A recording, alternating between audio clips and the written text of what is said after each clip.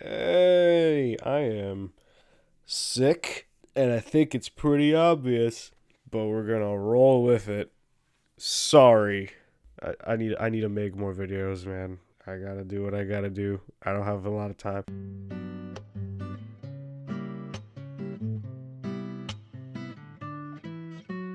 Context. I'm not the biggest film guy.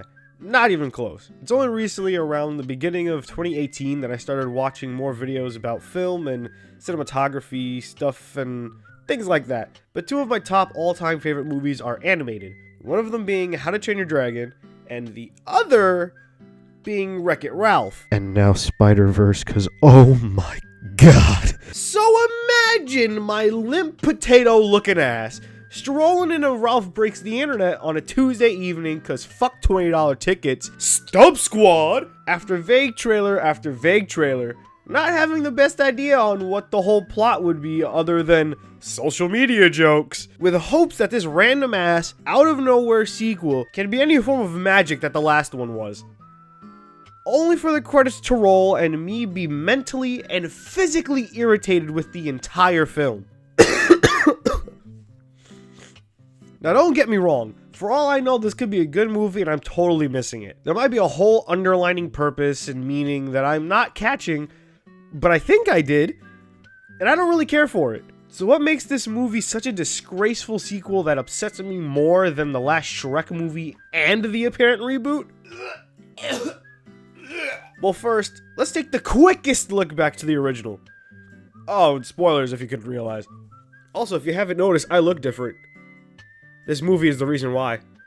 I died and came back looking like this. Blame Ralph.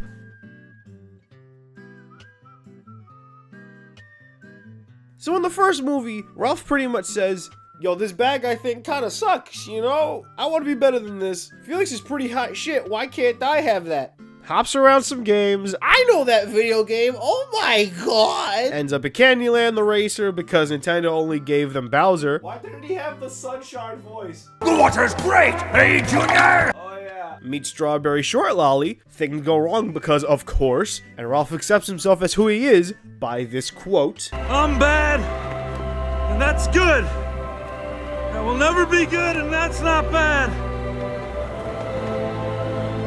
There's no one I'd rather be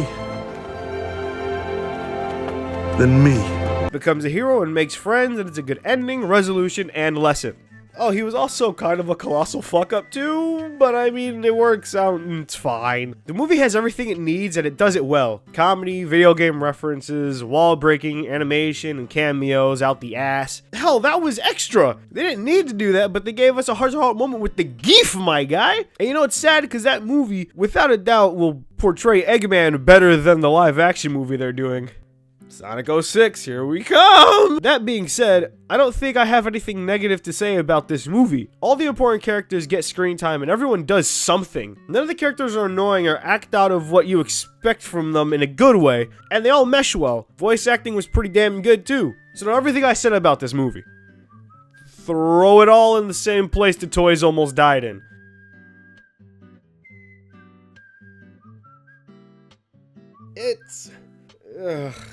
It's like they just thought of the first thing that's trendy and what the evolution of arcade games would be and just let an elementary schooler write the movie. Alright, so let's get the plot explained real quick since all of the movie trailers knew it was fucking dumb and didn't bother giving any explanation.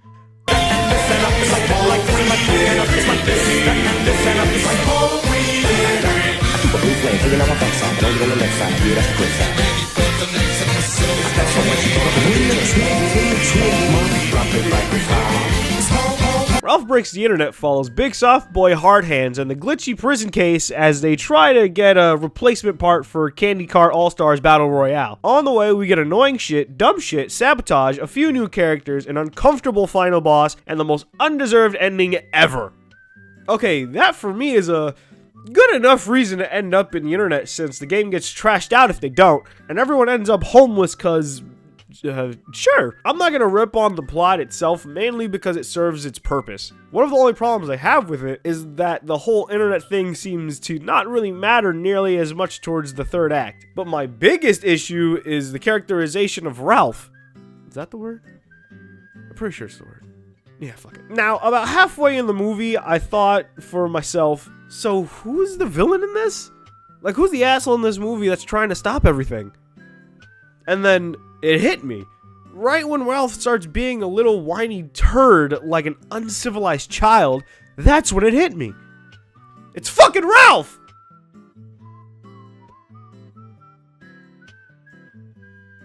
Ralph in this entire movie is like a young child that's too attached to the parent, or like an overly clingy boyfriend. After any sign of not being around Penelope, he goes into a frantic panic and is like, where are you going? Am I gonna see you again? Will you be back? Don't leave me alone too long or I'll have to shed my skin and cut my hair so I can make an empty socket that reminds me of you. Okay, she's your best friend, sure, but what the hell? Is it really so serious that you have to let out a fucking glitch within the entire fucking internet? Think about it. You want to keep your friend around, that you have to leave your game to see, go into another game, and basically just go into other games again to hang out.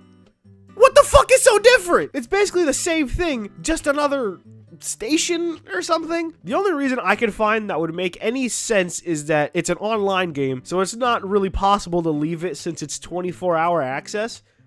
But to counter that, that new chick I kinda dig told Penelope that she put her fucking code into the game. If she can do that, why the hell can't she code her in the game by only being accessible missions within a certain time frame? Not exactly a special event or anything, but like the time stuff, say, Pokemon used with the bug catching minigame from Gen 2. And you know, speaking about Ralph and not wanting to lose a friend or whatever, in contrast to the last film, yeah, I can use words. Ralph went from having no friends at all, only having the villain group thing to talk to basically everyone knowing and being cool with him. More people spoke to Ralph and was around him within the entire movie, old and new. They even gave Sonic lines. I'm so proud of you. No, never mind. Everyone was rude to him and wanted nothing to do with him. Not so much in this case. So this dude just got brain damage or some shit. Maybe it was the facelift he got. Just maybe. Hell, what happened to Felix? They talk in this movie real casually and there's no bad blood there. Why can't he just hang out with him more? Because he has a fucking woman? So what? Actually, speaking of Felix,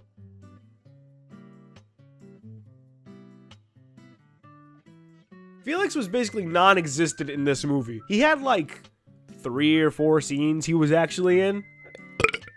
Oh god. Only 2 of them were really lengthy, so it wasn't much. I can understand the other side characters in the arcade not getting much time because they're just other video game characters. It's not Disney original stuff, so for the most part, they gotta pay for those properties to be there, so I get it. They added some more Street Fighter stuff, so that's cool, but none of them spoke. Okay, but back on topic. Felix and the rest. His woman, can't for the love of me remember her name, and I don't care enough to look it up, was used even less, even though she's pretty much an alien killing badass. Those 2 characters got probably the most compelling arc, and that was child adoption. It was a riveting one scene. Wait, hold on. They got one fucking scene with the kids and trying to process it. The only other thing we got was at the end of the film, where it was a fucking gag. Like, really?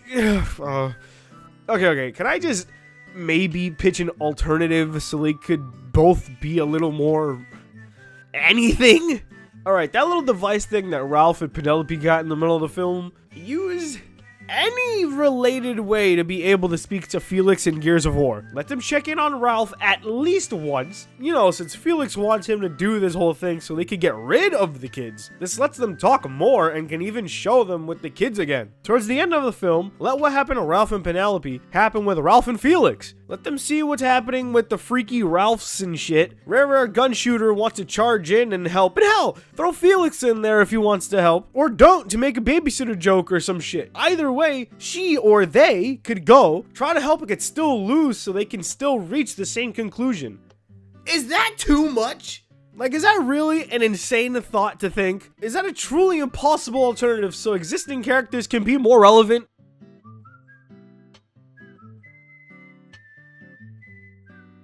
This movie is trash. The thought also solidified when I saw Ralph do the floss. Fortnite. All the movie really did was show how annoying and cringe the internet can be, shit and stomp out our fantastic characters like it was a bag of horseshit outside of a small home in Oakland, and pay no respect whatsoever. You know the only enjoyable parts of this whole movie was to me? The video game characters, because I'm just the worst, that New Yorker dude to an extent and his little goon, any of the other Disney pandering stuff, cause I suck. The princess stuff was pretty cool, actually. And some would maybe say the music number, maybe, but all it did was make me miss 2D animation, because it would have looked so much better that way. It's a bad movie. It makes me sad. And unlike some fans of the Star Wars series who choose to ignore the prequel movies because they're just so damn dense, I cannot ignore because it personally hurts my heart. But tell me if I'm wrong or if you agree. If you have any general statements, drop them down on me. Till next time, watch my Behind the Desk on Disney sequels because it's pretty goddamn relevant. Go watch it!